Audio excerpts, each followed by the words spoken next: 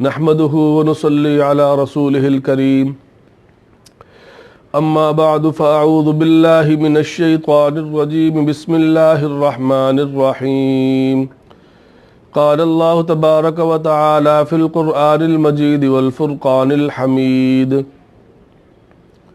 يا أيها الذين آمنوا إذا قمتم إلى الصلاة فاغسلوا وجوهكم وأيديكم إلى المرافق وامسحوا برؤوسكم وأرجلكم إلى الكعبين وإن كنتم جنبا فاطهروا صدق اللہ العظیم۔ محترم حاضرین، اللہ تبارک و تعالی نے اس آیت کریمہ کے اندر وضو کا ذکر فرمایا اور فرمایا کہ جب تم نماز کے لیے کھڑے ہو، یعنی جب تم نماز کا ارادہ کرو تو اس سے پہلے وضو کر لیا کرو۔ اور اس آیت کریمہ کے اندر 4 فرض کا بیان فرمایا کہ وضو کے اندر 4 فرض ہیں۔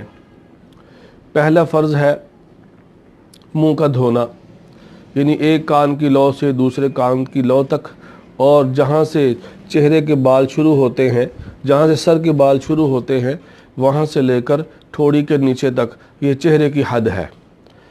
ایک کان کی لو سے دوسرے کان کی لو تک یہ چہرے کا دھونا، اور جو ہے نا جہاں سے بال شروع ہو رہے ہیں ماتھے سے لے کر یہ ٹھوڑی کے نیچے تک، یہ جو ہے نا حد ہے چہرے کے دھونے کی۔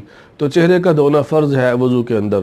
دوسرا فرض اللہ نے بیان فرمایا کہ اپنے ہاتھوں کو کوہنیوں سمیت دھونا، یعنی کوہنیوں تک ہاتھوں کو دھونا ہے، کوہنیاں داخل ہیں یعنی کوہنیوں کو بھی دھونا ہے۔ اسی طرح تیسرا فرض جو ہے وہ سر کا مسح کرنا ہے۔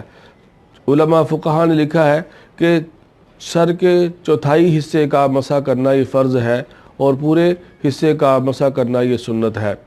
چوتھا فرض اپنے پاؤں کو ٹخنوں سمیت دھونا ہے۔ تو یہ 4 فرض اس آیت کریمہ کے اندر اللہ تبارک و تعالی نے بیان فرمائے ہیں کہ ان کے بغیر اگر ان میں سے ایک بھی رہ گیا تو وضو نہیں ہوگا، اس لیے کہ فرض چھوٹ گیا۔ اسی طرح وضو کی بھی کچھ اقسام ہیں۔ ایک فرض وضو ہے، یعنی وضو کرنا کن کن عبادتوں کے لیے فرض ہے، ضروری ہے۔ ان میں 4 قسم کی عبادتیں ہیں جن کے لیے وضو کرنا فرض ہے۔ سب سے پہلی عبادت تو نماز ہے، اس کے لیے جو ہے وہ وضو کرنا فرض ہے۔ خواہ وہ نماز فرض ہے، خواہ وہ نماز واجب ہے یا سنت ہے یا نفل ہے، جون سی بھی نماز ہے تو اس کے لیے وضو کرنا فرض ہے، جبکہ پہلے سے وضو نہیں ہے۔ اگر کسی کا پہلے سے وضو ہے اور نماز کا وقت آ گیا تو وہ نماز ادا کر سکتا ہے، اگر نیا وضو کرے تو بھی بہت اچھا ہے۔ تو یہ ایک قسم ہو گئی۔ دوسری قسم یہ ہے کہ انسان نماز جنازہ کے لیے جو ہے نا وضو کرے گا تو یہ بھی فرض ہے۔ نماز جنازہ کے لیے وضو کرنا یہ بھی فرض ہے، بغیر وضو کے نماز جنازہ نہیں ہوتی۔ یہ دوسری قسم ہے۔ اور تیسری قسم ہے سجدہ تلاوت۔ سجدہ تلاوت، انسان کے اوپر سجدہ تلاوت کرنے جو ہے نا ذمہ باقی ہیں، یا اس نے سجدہ تلاوت حافظ ہے اور قرآن پڑھ رہا ہے، تو حافظ کے لیے تو بغیر وضو جو ہے نا قرآن پڑھنا جائز ہے، اگر ہاتھ قرآن پاک کو نہ لگائے تو وہ پڑھ رہا ہے اور آیت سجدہ آ گئی تو پڑھتے پڑھتے اب اسی حالت کے اندر سجدہ نہیں کر سکتا اگر اس کا وضو نہیں ہے، تو اس کے لیے وضو کرے گا پہلے اور پھر اس کے بعد جو ہے وہ سجدہ تلاوت ادا کرے گا۔ اسی طرح اگر کسی شخص نے کوئی دیکھ کے قرآن پڑھ رہا ہے اور اس نے آیت سجدہ آ گئی اور اس نے اس وقت سجدہ نہیں کیا، بعد میں جو ہے نا دوسرے دن یاد آیا لیکن اس وقت اس کا وضو نہیں تھا، اس نے سوچا میں سجدہ تلاوت ادا کر لوں، تو اب وہ وضو کرے گا پھر سجدہ تلاوت ادا کرے گا۔ سجدہ تلاوت کے لیے بھی جو ہے نا وہ وضو کا کرنا فرض ہے۔ یہ 3 قسم کی باتیں۔ چوتھی قسم جو ہے وہ قرآن پاک کو ہاتھ لگانا، قرآن پاک کو دیکھ کر پڑھنا۔ قرآن پاک کو ہاتھ لگانے کے لیے، چھونے کے لیے بھی وضو کرنا ضروری ہے، فرض ہے۔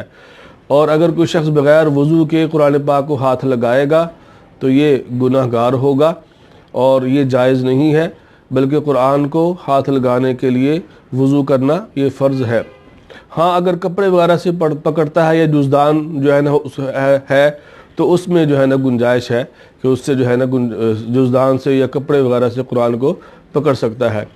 ہاں لیکن ہاں اگر حافظ قرآن ہے اور وہ قرآن پڑھ رہا ہے اور جو ہے نا اس کا وضو نہیں ہے تو اس کے لیے بھی گنجائش ہے, اس کے لیے بھی جو ہے نا وہ یہ جائز ہے کہ وہ قرآن پاک پڑھتا رہے اور اس کو ثواب ملے گا, لیکن باوضو ہو کر پڑھے گا تو ثواب زیادہ ملے گا. تو یہ 4 فرض ہیں, 4 قسم کے یعنی وضو کی اقسام, جن میں وضو کی اقسام ایسی ہیں کہ جن میں انسان جو ہے کو وضو کرنا فرض ہے. یعنی ان عبادات کے اندر انسان کے لیے ضروری ہے کہ وہ وضو ضرور کرے, اگر ان کے بغیر یہ عبادات جو ہے وہ ادا کرے گا تو گناہ گار ہوگا. اب یہاں پر 4 چیزیں ہو گئیں, یعنی 4 قسم کی عبادتیں ہیں جن کے لیے وضو کرنا فرض ہے, واجب یا سنت نہیں ہے, یعنی فرض ہے, ضروری ہے. ایک تو نماز پڑھنا, دوسرا نماز جنازہ ادا کرنا, اور تیسرا سجدہ تلاوت ادا کرنا, اور چوتھا قرآن پاک کو چھونا بغیر غلاف کے, بغیر کپڑے کے. تو یہ 4 قسم کی عبادتیں ہیں جن کے لیے وضو کرنا فرض ہے. اب ایک عبادت ایسی ہے کہ جس کے لیے وضو کرنا واجب ہے. اس کی اصل تفصیل تو کتاب جو ہے نا حج کے اندر ہے, لیکن یہاں پر نماز کی بات چل رہی ہے, واجب کی چونکہ بات چل رہی ہے, فرض اور واجب کی, تو میں نے سمجھا کہ چلو ضروری سمجھا کہ یہاں پر اس کو بھی بیان کر دیا جائے. تو ایک ہے واجب, ایک ہے فرض. ان 4 چیزوں کے لیے جو ابھی میں نے بیان کی وضو کرنا فرض ہے, اور کچھ ایسی عبادتیں ہیں کہ جن کے لیے وضو کرنا واجب ہے. جیسے اگر کوئی شخص بیت اللہ کا طواف کر رہا ہے اور بیت اللہ کا طواف اس نے بے وضو کر لیا تو اس کا طواف ہو جائے گا, لیکن وہاں پر اگر کسی شخص نے, جیسے پہلے میں نے مسائل بیان کیے کہ اگر کسی شخص نے بغیر وضو کے نماز پڑھی تو نماز نہیں ہوگی, نئے سرے سے ادا کرنی پڑے گی. یہاں پر اگر کسی شخص نے خانہ کعبہ کا طواف کیا اور بغیر وضو کے کیا تو طواف ہو جائے گا, لیکن چونکہ خانہ کعبہ کا طواف کرنے کے لیے وضو واجب ہے اور اس نے واجب کو چھوڑا ہے, واجب کو چھوڑنے کی وجہ سے اس پر دم آئے گا, یعنی ایک بکری واجب ہو, ایک بکری ذبح کرنا واجب ہوگی. اور اس کے لیے بھی وہ بھی اس وقت جب کہ طواف زیارت اس نے کیا ہے بغیر وضو کے. طواف زیارت فرض طواف ہے جو کہ حج کے اندر جو ہے نا وہ کیا جاتا ہے, اور حج کا ایک رکن ہے, فرض ہے, اس کو اگر اس نے بغیر وضو کے کیا, اور اگر جو ہے نا وہ اسی طواف کو جنبی حالت میں کیا, یعنی کسی شخص کو احتلام ہو گیا, اسے پتہ نہیں چلا, جنبی حالت کے اندر اس نے طواف کر لیا, طواف زیارت, تو اس سے بھی بڑا جو ہے نا وہ دم آئے گا, اور وہ بدنہ ہے, یعنی اونٹ کا ذبح کرنا اس پر ضروری ہو جائے گا. تو یہاں پر اگر کسی شخص نے, تو یہ ہے واجب, یعنی واجب وضو کس کے اندر, طواف کے اندر. تو اسی طرح اگر کسی شخص نے طواف نفلی طواف ہے, طواف وداع ہے یا سنت طواف ہے, اور وہ اس نے بغیر وضو کے کیا تو اس پر جو ہے نا پھر 2 سیر صدقہ, 2 سیر گندم جو ہے نا وہ صدقہ جو ہے نا اللہ کے راستے میں کر دے.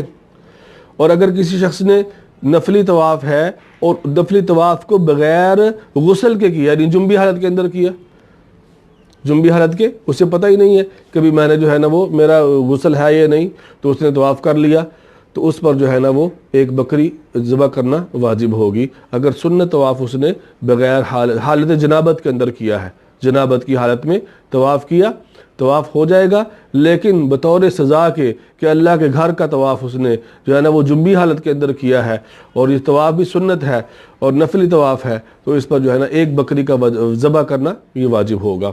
اب اس طرح اس پر دم واجب ہوں گے ان صورتوں میں جو میں نے عرض کی ہیں, لیکن اس کا یہ مطلب ہرگز نہیں ہے کہ کوئی شخص جو ہے نا اب طواف بغیر وضو کے شروع کر دے. کبھی جائز تو ہو جائے گا, جائز تو ہو جائے گا, اس لیے کہ یہ اللہ کے گھر کا طواف ہے. ہاں بھولے سے ہو گیا, غلطی ہو گئی, تو پھر یہ ہے کہ اس کے لیے ہے, ورنہ یہ نہیں کہ اس میں یہ ترغیب نہیں ہے کہ بغیر وضو کے جو ہے نا وہ کر لے. ہاں اس سے یہ ہے کہ اگر بغیر وضو کے کسی نے کر لیا طواف تو طواف ہو جائے گا، لیکن چونکہ واجب کو چھوڑ دیا اس نے، اور واجب کے چھوڑنے کی وجہ سے جو ہے نا اس پر دم واجب ہو جائے گا، اور بکری جو ہے نا وہ ایک دے گا اگر طواف زیارت ہے، جیسے کہ پہلے میں نے ساری تفصیل بتلا دی۔